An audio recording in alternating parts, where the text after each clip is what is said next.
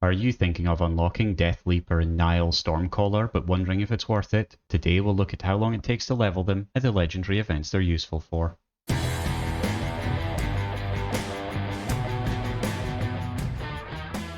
Hello everyone, 2 new characters have joined the game recently. The first Deathleaper, the Vanguard Organism, is the 3rd character of the Tyranid faction. You can collect the Deathleaper through this month's Battle Pass, a deep striking assassin that will completely change the PvP tournaments for sure. The second character is Njal Stormcaller, the Lord of the Runes. He is the 4th Space Wolf character and their Psyker and Terminator armor, another potential brick in the wall of Isabella, and alongside Aryak, the 2 of them will fight with ice and fur in equal measure. This is a continuation of my Is This Character Good series, and so for any new viewers I'm going to go through 3 aspects of these characters: how they rank against other characters in terms of leveling, their traits and possible tips for using them, and their usefulness in our current legendary events.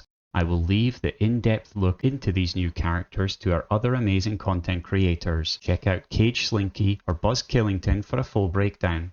As always, you'll find the links to my Google Sheets below. Before we dive in, there are 2 last things to discuss.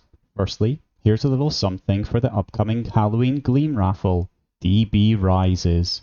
It's not an in-game code, it's for the Gleam raffle, so use it on the website linked below. Secondly, Castellan, are your troops ready for action?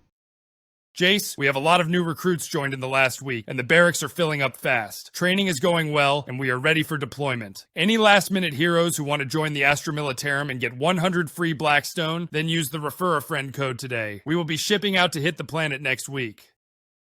So let's start with looking at how long it takes to level from Stone 1 to Diamond 2. If we look at the upgrade rank table, you can see how much energy it takes to level to Diamond 1, and then in the total energy column, you can see how much energy it takes to level them up to Diamond 2. The reason these are split for now is just to keep a bit of consistency with my earlier videos, but I may reduce this down to just showing total energy. Keep an eye out for that moving forwards. Finally, in the total days column, it shows the rough number of days that it takes to go from Stone 1 to Diamond 2. So for Certus, it's 40 days. Just note that this will vary depending on how much blackstone you spend, how difficult the upgrades are to get, and how much other free upgrades you get from guildmates gifting them or the free daily loot boxes. It doesn't really matter though. This is more to show the comparison between characters as best we can. So let's find Deathleaper and Njal. Here they are, right down at the bottom of the list. This follows the developer's recent trend of releasing characters that are slightly easier to level than our older characters. Deathleaper will take 34 days and Njal will take 32 days. With so many characters available and 4 more joining this month in total, it is really difficult to decide what to do. So I appreciate the assistance, even if it will take us around 4 to 5 years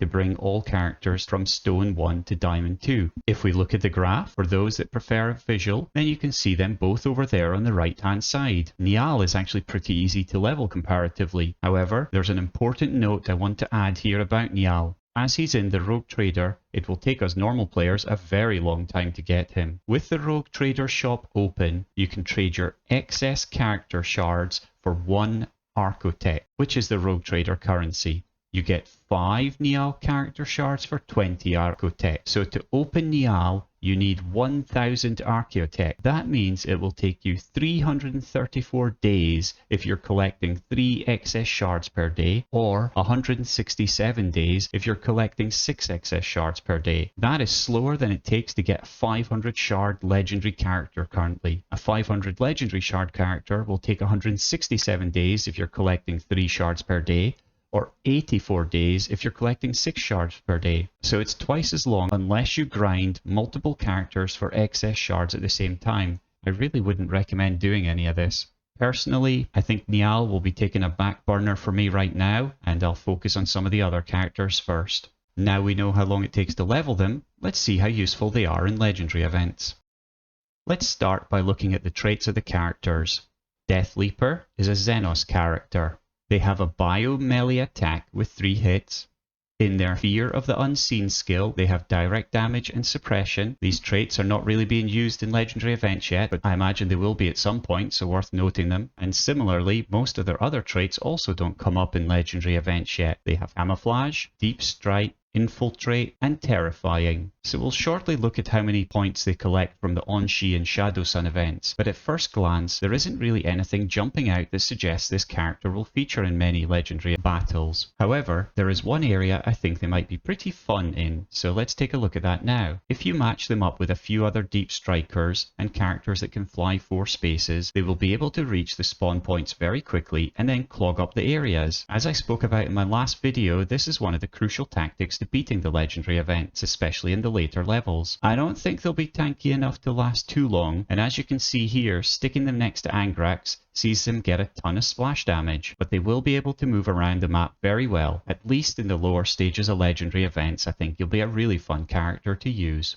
So moving to Njal. As those of you who have probably seen some of my other videos, anytime we've got a Psyker coming into the team, they end up in the bottom of usefulness in legendary events. Maybe Njal can buck that trend? Doubtful, but let's see. As a Space Wolf, they are an Imperial character. They have a Psychic melee attack with 3 hits, and a Psychic ranged attack with 2 hits. Their skills don't add anything new, and so we can only look at their traits. Psyker, Terminator armor, and Unstoppable. Nothing particularly exciting, but as I mentioned before, I think they'll fit into a team with Isabella. We can see that here with Bellator, Brother Butchard, Isabella, Aryak, and Njal all holding the line against the Tyranid forces. The great thing about pairing Aryak and Njal together is that Njal does extra damage when Aryak creates a patch of ice while defending with his passive skill. So now we know the characters, let's look at the scores they get.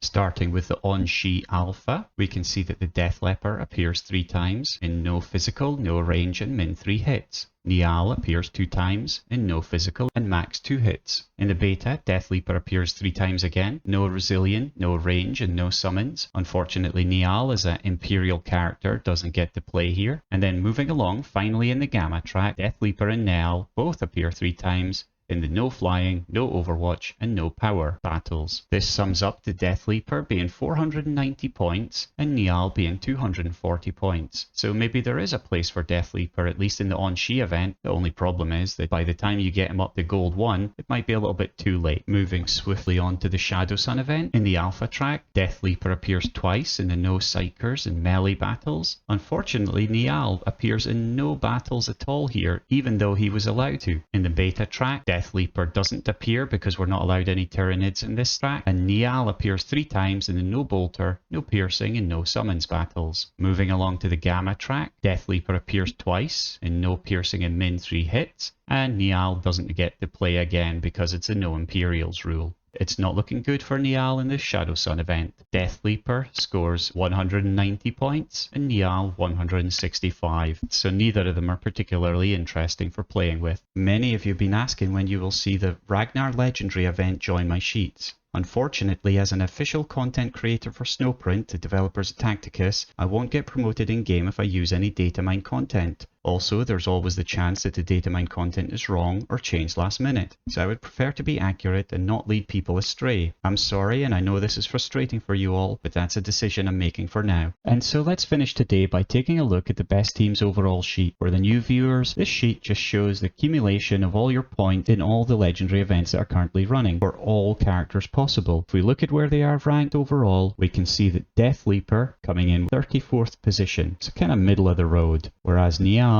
is all the way down at the bottom. As always, the Psykers are just not valued in legendary events. It really stops me from leveling any of them for just now. I'm still waiting for a really great Psyker to appear that'll just fit into all legendary events really well, but for the moment we don't have that.